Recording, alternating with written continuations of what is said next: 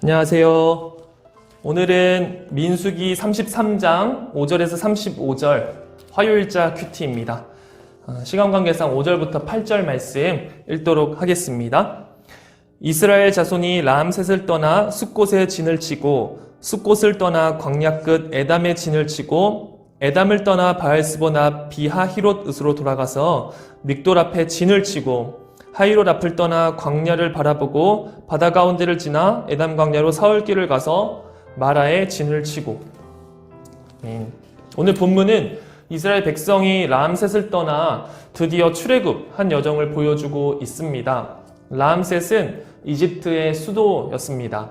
애굽 그 백성들이 장자의 죽음으로 장례를 치르고 있을 때 큰 권능으로 이스라엘 백성들은 나왔다라고 성경은 말하고 있습니다. 이후 첫 번째 장막을 친 곳인 숫곳에 도착했고 이후 계속적으로 장막을 친 장소를 모세가 기록합니다. 모세는 왜 이것을 기록했을까요? 2절 말씀에 보니까 여호와의 명령이었습니다. 주석가였던 매튜 헨리는 이렇게 적고 있습니다. 그들을 인도하신 하나님의 영광을 위해 그리고 다음 세대를 격려하기 위해 기록했다. 오늘 이스라엘 백성들이 진을 치고 또 정리하고 또 다시 출발하여 다른 곳으로 광야로 이동하는 그 반복들은요 그들의 불순종 때문이었습니다. 출애굽한 이스라엘은 가나안 땅으로 며칠 만에 도착할 수 있었지만 그들의 불순종으로 인해서 그들은 40년을 이러한 여정을 반복적으로 진행하고 있는 것입니다. 사도 바울은 이스라엘 40년의 여정에 대해서 이렇게 적고 있습니다. 고린도전서 10장 10절인데요. 그들에게 일어난 이런 일은 본보기가 되고 또한 말세를 만난 우리를 깨우치기 위하여 기록되었느니라. 그럼에도 하나님께서는 그들을 망하라고 또 그들을 없애시려고 그들을 벌주시기 위해서 엄하게 대하셨던 것은 아닙니다. 매튜 헨리는 하나님께서 이스라엘을 인도한 점에 대해서 이렇게 정리하고 있는데요. 그들은 그들을 인도하셨고 그들을 바른 길로 인도하셨다. 하나님께서 그의 백성을 그에게로 데리고 오기 위해 택하시는 길은 비록 그것이 우리에게는 가장 가까운 길로는 보이지 않을지라도 항상 가장 좋은 길이다.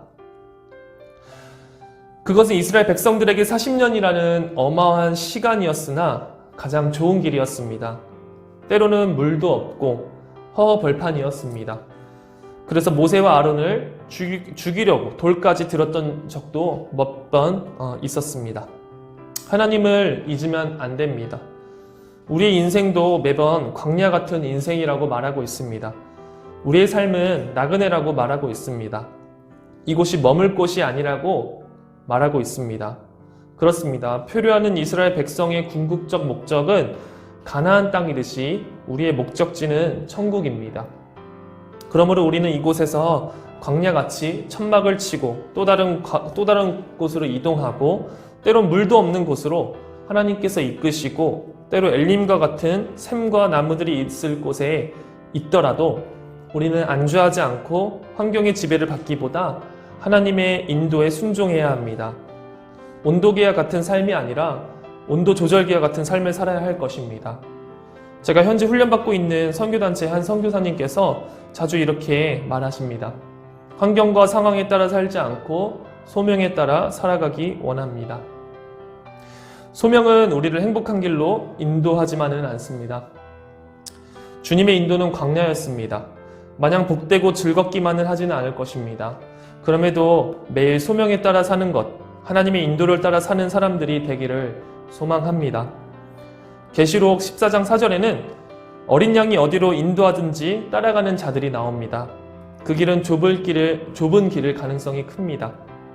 바라기는 저와 여러분들이 주님 뜻대로 살고 주님 뜻대로 죽는 삶을 살 수 있기를 소망합니다. 기도하시겠습니다.